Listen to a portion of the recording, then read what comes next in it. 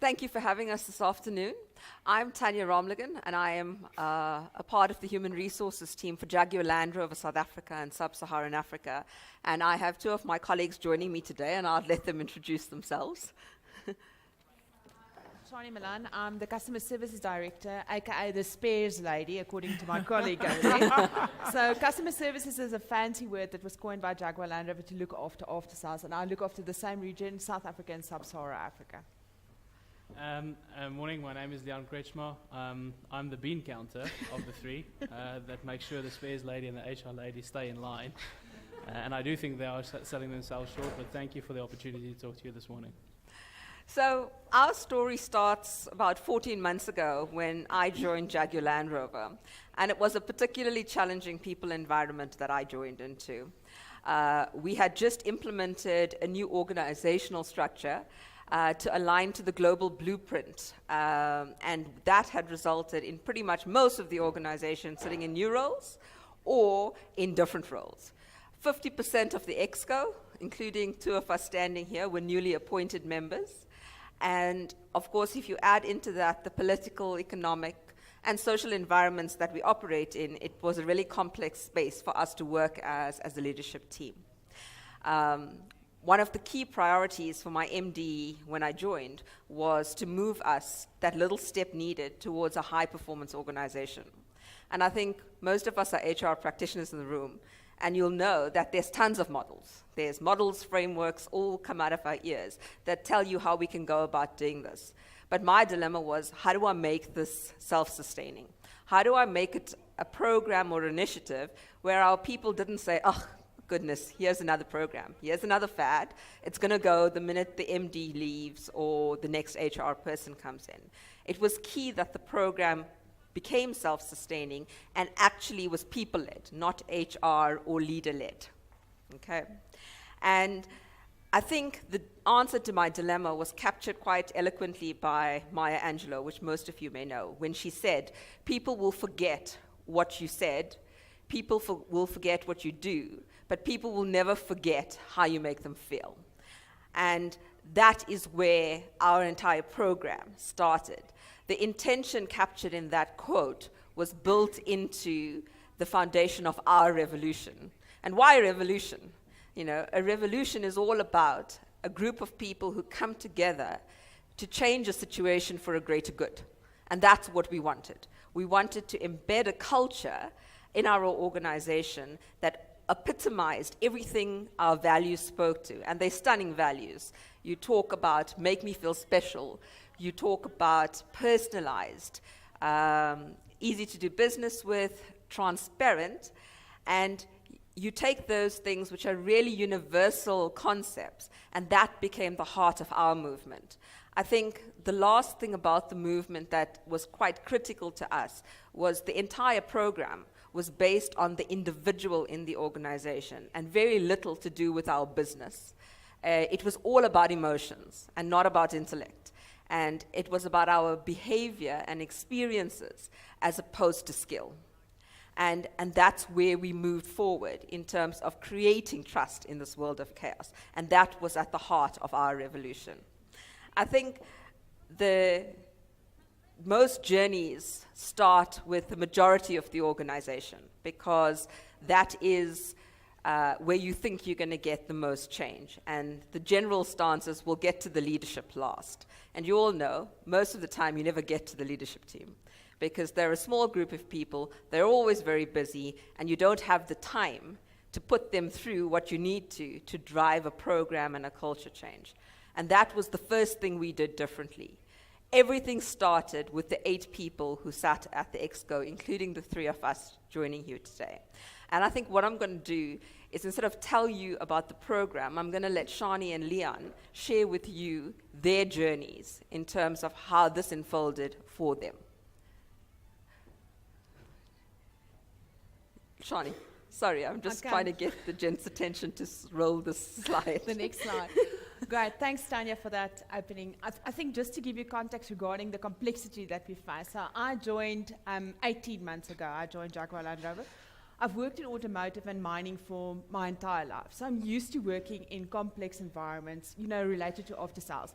What added additional complexity to the position that I was recruited in? One, I was headhunted. Secondly, I was appointed as a female of a head of an after-sales department which was predominantly male-related. And to add further complexity, 7 of my direct reports actually applied for the position that I got.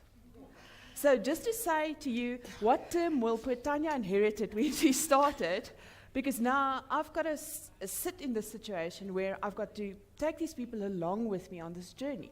We all speak about organizational change and complexity and creating that burning platform. Oh boy, did I have a burning platform when I arrived at Jaguar Land Rover. So that complexity is huge. Then also to add the additional complexity, as Tanya mentioned, we were all new EXCO members. I think, Leon, you were probably one of the dinosaurs there, hey? So that added additional complexity because we didn't know one another. So how do you start creating trust at the first line was the first thing. How do you start living that? And I think this evolution that Tanya spoke about, and that we call the revolution, literally, if you start looking at that and those 5 key elements that came out, the dependability, the transparency, personalized, easy to do business, and very importantly, make me feel special. I looked at myself and said, how can I start living those? Because they were newly launched. Everybody was talking about it, but it was just, literally to what Tanya's point was, it was just another fad. It was just another slogan that somebody put on a board somewhere. But how do we internalize it? How do we make it our own? And I thought, the only way that I can overcome my personal challenges with my department, take them along on this after-sales journey that I've got, is by literally internalizing and making those things my own. Because then you start building trust. I had to get that opportunity to create trust with my team, and then also with the first line to create trust and understanding of who we are. So we went through a battery of processes. First of all, I've been a career academic as well for my sins, but what also never happens in academia is they never tell you, like, who are you? What are you made of? All that you spoke about, Stephanie, about the fact that you're a girl. Well, what the hell are you doing in the after-sales area? That doesn't stop me. But they never really get you to understand how does your knitting look? Who are you? And Tanya, with the process of this whole journey, also with those 5 key slogans that we've got in the customer first principles, put us through a battery of processes where we started understanding of who we are. What do I bring up? How do I show up when I arrive at the organization? Because that also helps build trust. That also helps cut through the complexity that we faced on a day-to-day basis. And for me, that made, with those 5 slogans, with understanding who I am, how I show up, what can I bring to the table, it started cutting through the complexities. And I really had a complexity, and I still have a complexity. But the energy in the team now that I know who I am, how do I show up? And also the accountability of making sure that if I show up at work, the way that I show up is living those 5 things. I must be dependable for my team. I must have a personalized, because I know them, a personalized communication. Really understand who are they, where do they come from, what is the complexities that they face. Very importantly also, and I must be transparent with whatever I say. Not try and sugarcoat stuff because you don't want conflict in the organization. Rather be completely transparent about what the situation is and how we're going to rectify it. There's an old adage that talks a lot about playing the bull and not the man. And I focused quite a lot on that, about what is the situation and how can we get out of it. Then easy to do business with, having that open door policy so that everybody can come to me and we can have an easy and open discussion. And then last but not least, how important is it to make somebody feel special? Can you see that all those 5 points underpin trust? So that was a huge journey that we embarked on. But first of all, it started with us as the first line. So Leon. Yeah, I think a couple of things maybe just to add, and Shani is right, I'm the dinosaur in the team because I've been there more or less the longest, so I'm right at home in this room here. But I think some of the things that Tanya and Shani have touched on, and just to put it in context, those 5 slogans that we've spoken about, being easy to do business with, transparent, personalized, all those 5 things, they were conceived initially as what we call a customer first principle. So they were conceived as to how Jaguar Land Rover wanted to be seen to interact and how we interact with our customers. But the more that we stared at them and looked at them, the more we realized, well, this is just common decency and goodness. isn't this the way that we should be treating each other?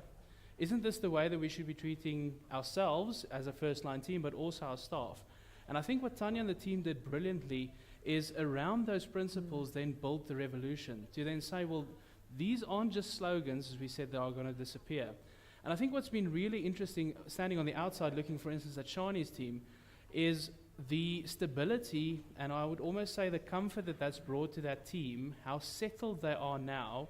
I would say probably for the first time in 4.5 years that I've been there, has been phenomenal, I think, in terms of how that's been empowered.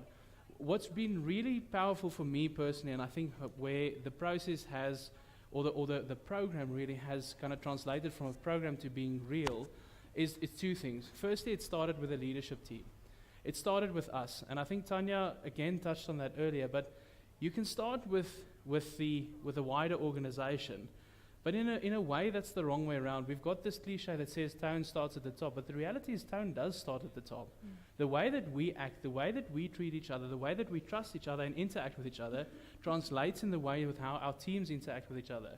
If you don't start there, you're really asking the followers, who are leaders in their own right, but you're asking followers to be the leaders. It's kind of just the wrong way around. And I think that's really been part of the powerful way that we've approached this, or the power in the way that we've approached that. I think the other thing that's really stood out, and Shani's touched on this, and I also liked Myron spoke about that in the previous session, is about trust is built on authenticity. And I think what was really powerful through this process for me is going through these assessments and getting to know who I am, kind of how I'm knit together, what makes me in a way different and special, what makes me good, what doesn't make me so good, you know, who I am on my good days and who I am on my bad days, is really empowering, because it allowed me to, in a way, come to terms with some of the questions I was asking about myself, but it allowed me to bring all of me to work authentically. And I think the thing that's been really strong or empowering and created real trust in my team is that authenticity, that walking into a room and going, you know what, guys, this is the problem. I don't have the answer. But together, we have the answer. And I think my belief in the power of the team has just been amplified through this process so many times over, because the collective always come up with a better answer than the individual on their own. And I think through this process, it became easier for me to show up and go, yes, I don't know. And it also became easier for me to say, you know what, guys, I'm sorry, I stuffed up here. Yes, I know I should be the leader and I should be always on point, but I stuffed up here. How do we fix it? Help me fix it. In fact, I had a discussion yesterday with 2 of my senior team members. We have a monthly deliverables meeting, and I was on leave in the week that it happened, and my team didn't deliver what I asked them to deliver. Huge disappointment. So we get together, I'm contemplating, do I send an email, do I do this, I said, no, I owe them to be authentic and sit down and have a conversation. So we sit down, we have the conversation. I say to them, guys, I'm disappointed. I'm disappointed for 2 reasons. Firstly, I lose credibility. But secondly, you guys are putting in hours and hours worth of work, and you're not getting the recognition for the work that you're doing because you're not delivering the end product. Transpired that they had delivered the end product. They'd loaded it to a specific site, which wasn't visible to the rest of the team. They felt let down by me because the rest of the team couldn't see what they delivered. I felt let down by them. And in that moment of miscommunication, we got to a point where we went, we've actually both done what we thought we needed to do, but we missed each other. But the beauty of it was, in that trusting environment, I could tell them exactly how I felt, and they could tell me back exactly how they felt. And we could resolve it, and I now know where it is. And if I could say it like that, my faith in the team is restored. Because I know it wasn't just them standing back going, we don't care. It was a genuine mistake that happened. That's how trust is built. It's built through those moments of failure. It's built through those moments of just authentically being yourself, and as I say, saying where you don't know, or saying where you disagree. And I think on the first line, that's really the journey that we continue to be on, truth be told. I mean, Ursula said earlier, we should be warts and all and everything. We're there. We're not fully there yet, but every day is a step closer to that. And every day that we just share with each other and honestly share with each other, we constructively and sometimes vehemently disagree with each other, that all builds trust, and we shouldn't miss the opportunities in that. And I want to honor and thank Tanya for creating that platform, Because I think without that, our team definitely wouldn't have moved the direction and how far we've come in quite a short space of time, actually. So back to me. I think just to round off the leadership program, so I think they're very modest when they say they went through these assessments. I literally put the first line team through the ringer. They went through a psychometric battery that literally held up a mirror and you could not hide from who you were. But what it also did was it gave them a mirror against those customer first behaviors. So literally it told us, so Tanya, you actually need to work on how you show up in the workplace when it comes to personalized. It told Shani, I'm not sure what it told Shani, but it's, the idea was Shani would get a picture that said, you're actually awesome on Make Me Feel Special. You need to do a bit of work on Dependable. So every first line member had that picture. Combined with that, they had a personal development plan, which says, these are the things you could do to improve. But just remember, the message here is not one of those development plans spoke to technical skill or just skill in general. That development plan was bedded in behavior and how you showed up as an individual and operated within your team, okay? And I think the other thing that we did differently is when we dropped this entire process into the broader organization, into the 110 people that needed to be touched by it, every single one of us in the first line were present. And we were engaged and we were involved. So we attended every single session. We owned the process in terms of being champions of each of the principles. And we shared our personal stories. We shared outcomes of those assessments. And we literally put ourselves out there as people as opposed to the head of HR or the spares lady, as she calls herself. I think what I'm going to do is I'm going to play a video now, which kind of talks to how we dropped this into the people space. And then we can literally talk about it afterwards.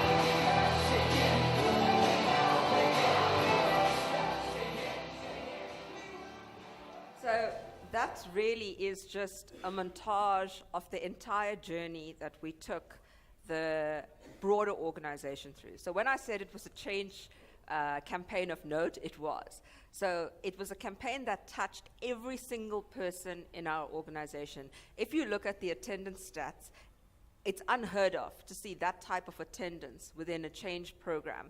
And I say that that's a result of the fact that the leadership team was on board, because they made sure that we took all their people with us on this journey. So when I say we touched the whole organization, we had 3 what we called connection sessions. They were face-to-face sessions which happened off-site. And the first one happened on a single day. So we literally shut down Jaguar Land Rover South Africa for 1 day. And we took the whole organization into a launch event for this change program. And thereafter, we ran them over 2 days so that we had at least half the office in the building. It ran over 5 months. And some of the key things you saw in there, it was fun. It had to be fun. We needed to learn to have fun again as an organization. Because I think management school and all your degrees, all of that teaches you around driving the results, driving the bottom line, and very little focuses on how do I bring the person to the workplace? How do I have fun, and in so doing, drive my high performance? So we needed to do that. Some of our activities were really, when we first looked at the proposal to do it, even I rolled my eyes, because I am still relatively old school in terms of, really? You want me to build an origami heart and write a note to somebody about how thankful I am? But I've brought it with me, and I've actually brought the set of instructions because I found this to be one of the most powerful things we did in this campaign. So around Make Me Feel Special, and I think Shani and Leon can also speak for themselves, we needed to land the principle. We needed to teach people what it meant to make me feel special. And you needed to experience it as an individual, but you also needed to be able to do it for somebody else. And the language is not easy in the South African environment. It's not easy for us to say thank you. It's not easy to say, I appreciate what you've done for me. And we needed to learn that. And we did it through getting everybody to make an origami heart. So we went through the exercise. Everybody had to decorate their heart. And we gave them glitter pens and all these kids' stickers and coloring pens, and then we gave them pieces of paper with the right language. And they had to pick a person in the organization to write an appreciation note to. It goes into the heart because it forms an envelope, and then they had to give it over. And I think you saw some of the footage of the hearts being handed over. And it was really the easiest way to land the concept of what make me feel special means. Because people don't think about that in the context of work. That's what you do at home with friends and family. But people didn't think about doing it that way at the office. So we did that. So I've brought the instructions, and I've brought you a kit to make your own heart with the language, just something that you can take away and look at how simple it can be to drive home some of these things at a behavioral level. I can let Shani chat about when we went back to the workplace, we didn't just drop the program in and say to people, right, now go back to the workplace. When we got back, we drove it through activations where we challenged the business to live these principles and bring them to life. And Shani's team did some phenomenal stuff around our PDC. Yeah. So, Make Me Feel Special, one of the people that we do forget is the packers and the people that run the distribution center. We've got a huge parts distribution center in Roslyn. But we tend to forget about those people that spend hours and hours making sure that our customers get their parts, so that they don't sit in Catherine's position and unfortunately have a breakdown next to the road, but that we keep them mobile all the time. So what did we do? What can you do simplistic for 48 people that runs the parts distribution center? These are packers, stackers, people that run the logistics of it. So what we did is together myself, our approved pre-owned manager, Charlene Venkakumar, my national parts manager, and a couple of key individuals in the organization, we took some of the high-end product, Range Rover Sports, SVRs, vehicles like cabriolets, all to the PDC. We got somebody to make cupcakes for the PDC staff. We gave them caps just to say, how do we make them feel special and how do we celebrate them? And to say, just thank you for what they're doing. Thank you for keeping our customers on the road. Thank you for keeping our retailers ticking over and making sure that they can carry on their business. And I cannot explain to you what that small gesture of a cupcake, a cap, and walking around and sitting in these cars and taking Instagram photos and being able to tweet that did for that staff. When we arrive at the PDC now, we literally get treated like royalty. They are now part of the family. And I think that's what a key thing that Tanya mentioned is that we dipped everybody in this revolution process. We dipped everybody in the chocolate. My entire customer response center, which is the people that normally deal with all the customer complaints, we took them through that as well. Just that small gesture of getting a heart from somebody that works permanently agile or to somebody in the customer response center who deals with customer complaints all day, the bad, the good, no, it's not even the good, the bad, it's just the bad and the ugly. What that meant for those people, I cannot tell you. What that trip to the parts distribution center with a cupcake meant for those people, it is a small gesture, but it made a huge difference. So that was what we did, the Couple for Cancer, which was a next drive, which Tanya played a critical role in. Also, in December, there was a huge activation with Tshwane District Hospital, where they've got a children's ward, where the entire team went and just gave their time. And you did paint, I was on leave already. Yeah, so it's something driven by the staff. And as part of our year end, instead of going out and having a massive party, we went to a cancer home and we literally helped them refurbish the entire building. So we stripped walls, we painted. From our managing director down to the ladies who clean our office was in that building for the entire day supporting the exercise. And that's how we bring these things to life in the organization. We also did something really cool. You'd never think about sending people within the organization on blind dates, but we sent everybody on a blind date. So you didn't get to pick. Manette and I had the benefit of being able to say, we're going to play Russian roulette and we're sending people on blind dates. And we did. We gave them vouchers to the coffee shop in our office park. And we said, go have a blind date. And we paired people up with individuals who they would not normally spend their time with. And we said to everybody at year end, where we knew it was stress and pressure and we needed to make the numbers, we gave them the voucher and said, go for half an hour coffee date, get to know each other, because that's what personalized is all about. Meet people where they're at. And you can't meet them where they're at if you're constantly chasing the numbers and you don't know who they are. So we did really weird and funky and off-the-wall things like that. I think the last thing that really worked well for us is the fact that we supported this entire process with technology. And I'm going to let Leon tell you about our technology because he's experienced it both from how we've used it locally, but he's also experienced it in the learning space in the UK. Yeah, so we use it, an app called Hive Learning. And it's basically social media, if you want to call it, or social sort of structure for learning and engagement. And what's amazing, so this is something that was started in the UK by Sir Clive Woodward, the England Rugby Football Union coach, World Cup winning coach, with an organization in the UK. And basically what it is it's meant to be a platform where you can exchange ideas, where you can exchange learning. It's got multiple functionalities to add cards and that sort of thing. And to Tanya's point, so I experienced it in the UK being a part of a program there where you have access to see some of the things that Clive, for instance, shares about teamship and how you get through adversity and those sorts of things. But also in a wider context within JLR where people are sharing similar challenges and asking for help and saying this was really fantastic and recognizing each other.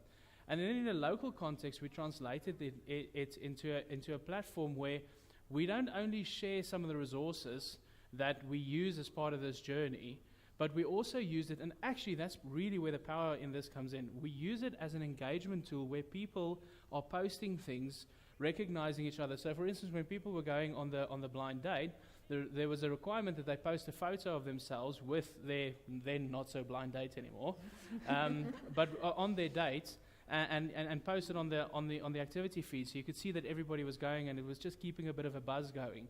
When somebody does something phenomenal in the office, people now will quickly take a snapshot, or sometimes not even that, but they'll just quickly type a message to say, thank you for this person, and you've embodied this customer first principle through what you've done. You know, through to somebody kind of going the extra mile at month end, doing somebody else's job when they were off sick or off on leave, posting that, and everybody can recognize and like and comment and that sort of thing. And I think that engagement really has kept this alive. I think kind of Hive, again, is an enabler. And I think the real power in this has been the following. Yes, it was a program that was led at the start through a couple of structured activities. But the reality is it's become embedded and ingrained into the organization. You can walk around our office and you listen to people talking, and this has become our language. This has become how people talk to each other and say, you know what, you've made me really feel special there. Or send each other a note. Or, you know what, this is the epitome of dependability. And it's really become part of the culture. So whilst it needed a bit of a nudge initially, it's now translated from being something that is a program or a program that we went through and a journey initially of a couple of events to being part of the culture and the day-to-day. And I think what was also really empowering about that is corporate places, we can all agree, can be quite cold, hard, target-driven places. But sometimes we forget the fact that we deal with people. We deal with individuals who have struggles, who have successes, who have good days, who have bad days. And what I think this journey and the revolution really empowered is it made it okay to talk about it. It made it okay for us all to start talking a single common language and going, you know what, that's not so good, you don't make me feel special when you do that. So it's empowered some of the positive discussions, but it's really enabled us to have some of the more difficult discussions as well. And as I say, it's really translated through the use of Hive into something that is now ongoing and consistently going.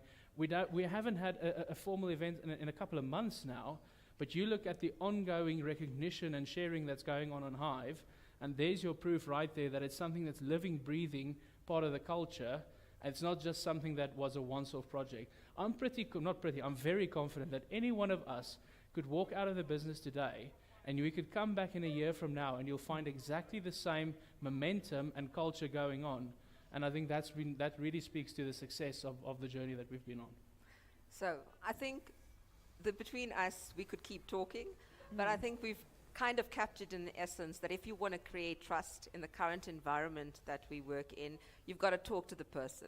You can no longer focus on the business parameters. And I think you've got to focus on emotions, and I know it's tough in a corporate environment to think I need to be vulnerable, I need to worry about whether the person is feeling special because I've got this hardcore sales number to drive. And I think the last thing I learned as an HR practitioner in this is that I needed to be agile. Our businesses operate in a VUCA environment, and I think we have a tendency to set up HR programs in a structured manner, and we want to stick with them. And I think that has been the success. The constant feedback through this process and our ability to react quickly to that feedback and change the process on the go has actually made it the success it is. Because if we'd stuck to our guns and said the structure is, and we were doing it, we would have failed. Yep. Okay. So thank you, and I think it's over to you for questions.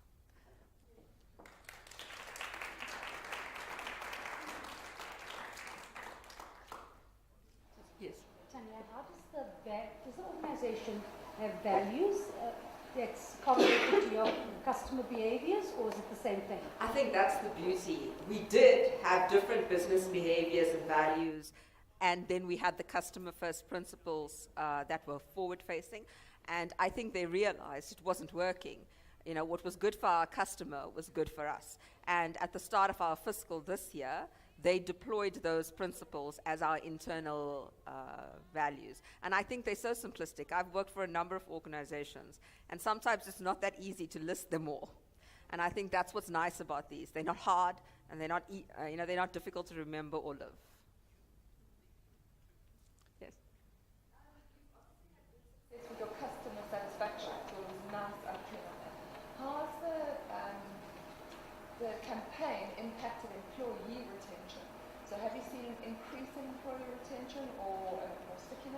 do you want to talk about? Okay, so I talked about my difficult journey that I started on. When we embarked on this, I had the highest attrition of the entire organization from a divisional perspective. The great thing is that it did help a lot, as Leon said, with living and for me understanding how I show up and my authentic interaction with my team. It changed that around significantly. Just between us, my technical manager pulled me aside the other day. Looked like I had a thundercloud around my head. And he said to me that, are you okay? I said, yes. He said, the what we call our technical help desk guys actually they were off to go to Woolworths to go and buy me flowers just to say, like, are you okay? Cheer up.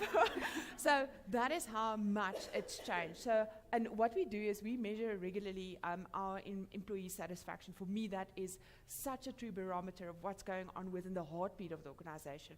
And from a customer services perspective, where I was like the bench warmer from a pulse survey perspective, we use pulse, not some companies use Gallup, etc.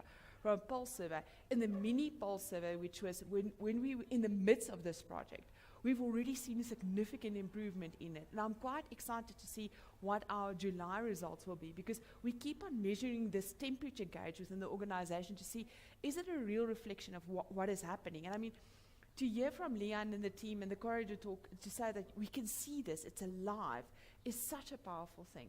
And I think Tanya did another sneaky thing with us that she didn't mention, is she assigned a personal coach to each one of us. Mm-hmm. In the first line, we all have a coach.